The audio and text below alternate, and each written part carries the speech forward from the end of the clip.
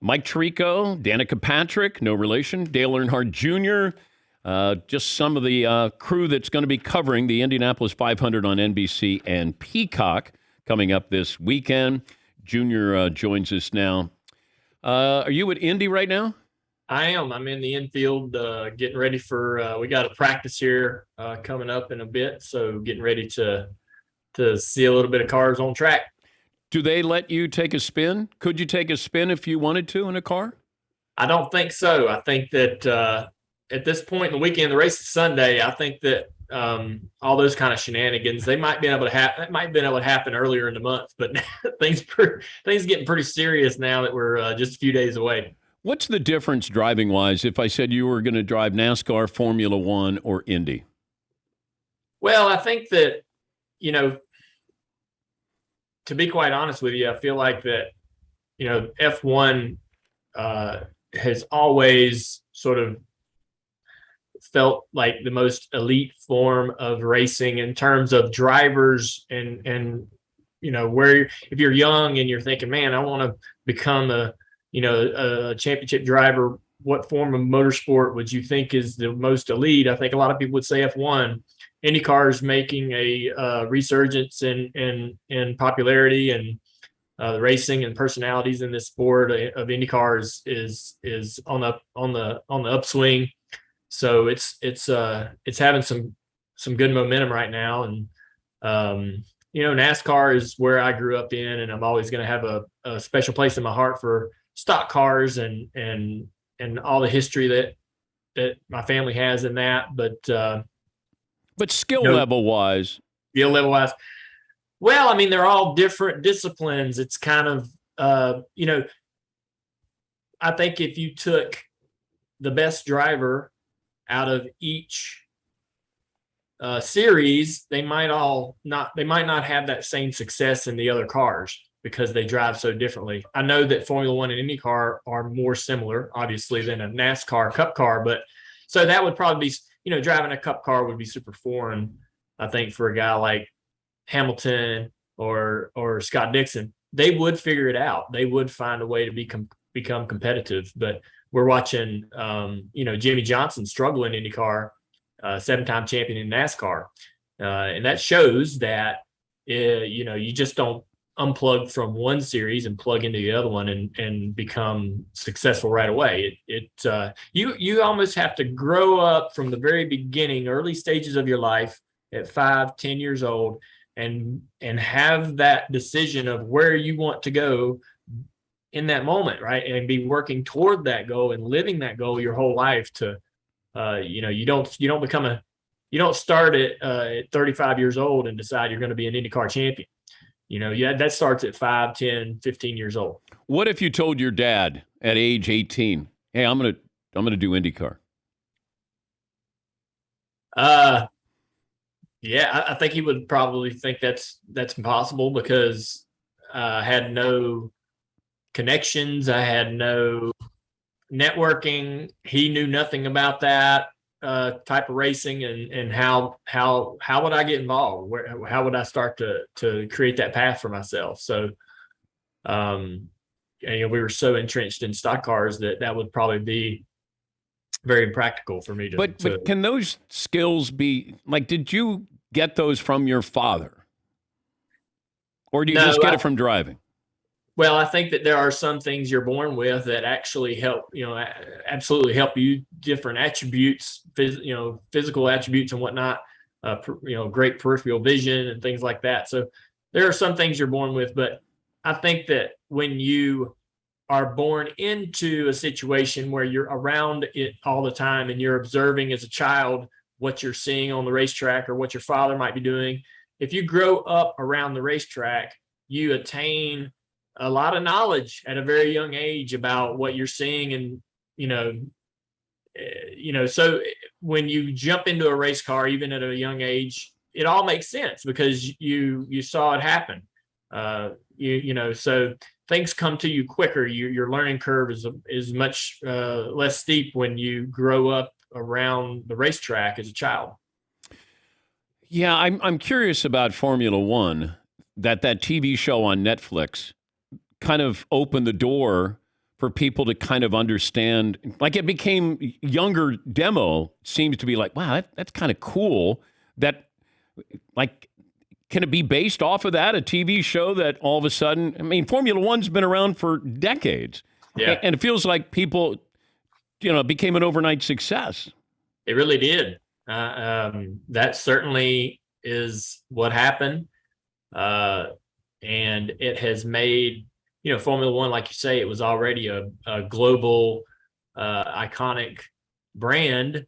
And at least I can say in the United States that the Netflix series has made many more fans for Formula One. A lot of people are watching Formula One in the United States that never watched it before because of that series. And that has really opened the eyes, I think, of all motorsports, NASCAR, IndyCar.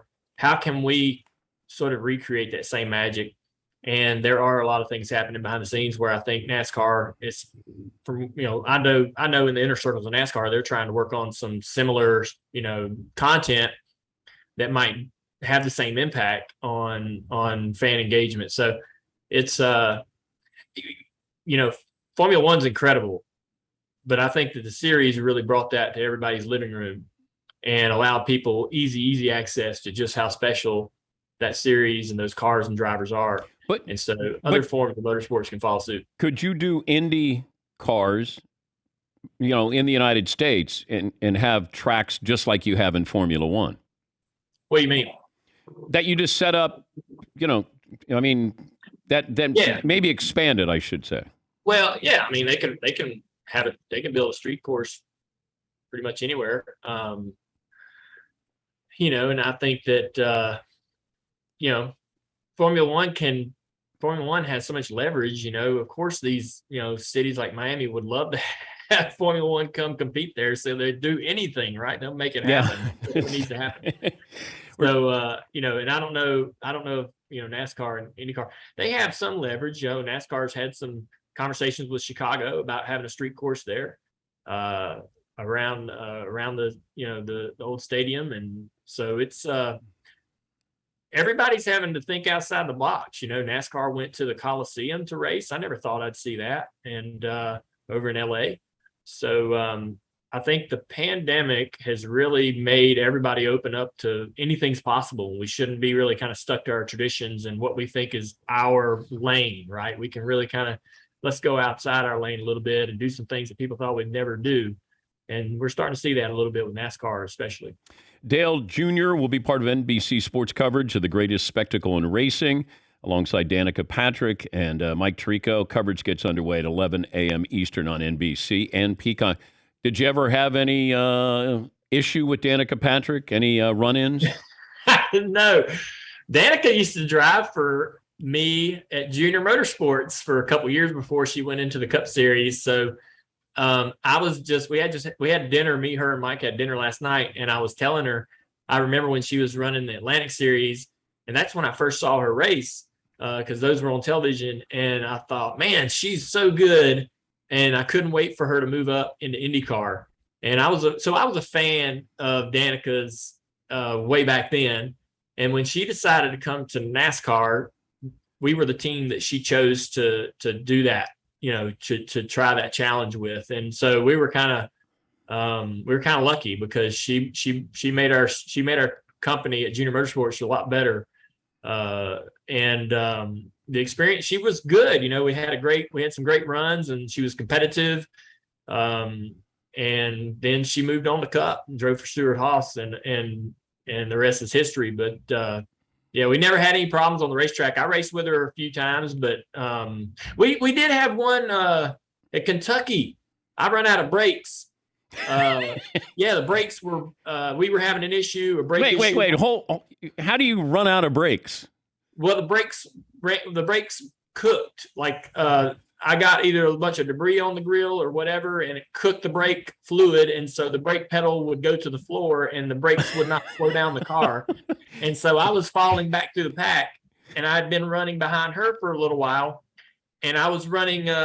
We went into a corner, and she slowed down for the corner, and I didn't, and I ran in the back of her and put her in the fence, and we ran into each other on pit road. She was mad.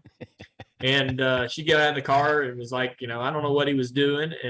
But I told her afterwards, I said, man, I had any brakes, couldn't stop. I had, you were in front of me and I hit you, and it was just a bad deal. She's like, if you didn't have any brakes, you should have got off the track. She was right. You didn't have any, like emergency blinkers that you can put on in your NASCAR.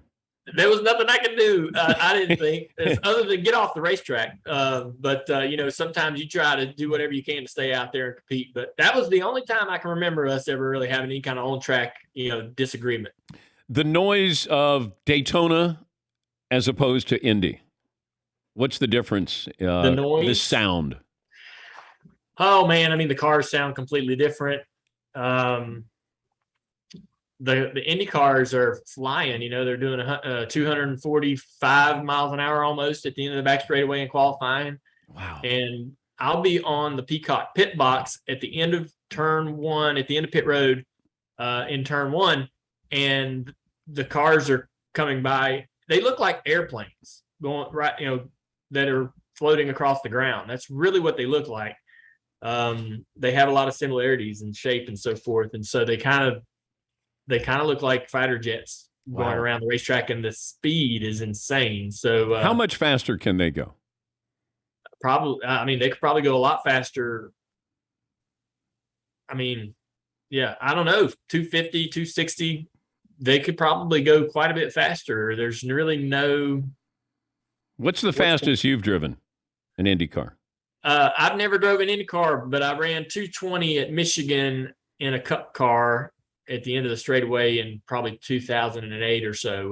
They repaved Michigan, and we were flying around that racetrack, averaging about a 204, 205 lap. So 220 at the end of the straight. You really can't tell the difference. That's what I was going to ask you, because sometimes baseball players will go, I'll say 95 miles an hour and then 100 miles an hour. How much of a difference? Yeah. It feels like once you're around 180, it all feels the same from that point on. Now, I don't know. 240 might feel quite a bit different than 180. I never went 240, but 200, 180 to 220, it's all kind of the same, really. It all slows down, and if you're running lap after lap after lap, and mentally you start to sort of slow everything down in your mind. How important is your eyesight, having good eyesight, being a driver? Super important, because the tracks have a bunch of imperfections in them, cracks, seals, like little lines where they've sealed the track, bumps and cracks and whatever, right? And there's the apron, the white line or yellow line down there below that you want to put the car. You really want to put this car within inches. You're trying to hit marks really that are so specific. And if visually you can't see all of those things, you're really at a disadvantage. So when I was a cup racer, having great 20/20 vision, not needing glasses or contacts or anything, I thought was an advantage. And when my sight, when I turned 40 and my eyesight started changing, when I started holding my phone further and further out, and then my arms were no longer long enough, that became a disadvantage. You really, you see drivers like Joe Logano and Harvick wearing glasses now in the car. Well, it's because they can't. You have to read the dash better to be able to see the digital dash and all the things much clearer, but also to be able to see some of the specific nuances of the surface of the racetrack, because you really want to try to make sure you're putting your car exactly to the inch of where you want to be in those corners. Maybe we create a shield for the helmet that's prescription. That'd be nice. Yeah. I mean, I think that some of these guys that are getting up toward their 40s or even over 40 years old are going to need some. Some of them more will need glasses, and they don't even know it. I didn't know I need glasses till I picked up my mom's one day, and I was like, "Holy moly, this is like HD! What have I been doing?" Oh, by the way, I have the accident with you and Danica. Oh, you got it. So she said to her team, "Go bleep yourself." I mean, really, if you don't have any brakes, why would you drive in underneath me? Weren't you thinking about that? Maybe the corner before that? What a ass bleep. Yeah. Ouch. That's it. Yeah. Hey, when we climb in that car and put a helmet on, we're all drivers, and we all have bad language. So that was. Well, be careful with your language this weekend, though, Junior. Okay. I will. I won't have to worry about it. I ain't putting the helmet on this weekend. Well, you're next to Danica. I just don't want something. If you We're bump good. into I her. just told you we went to dinner last night. We're Okay. all friends now. All right. Okay. All right. Hey, thanks for joining us. Tell Danica and Tariko we said hello. I will. Good to talk to you. Thank you, Good to buddy. see you. That's Dale Jr. He'll be part of the NBC Sports coverage of the greatest spectacle in racing. It starts at 11 a.m. Eastern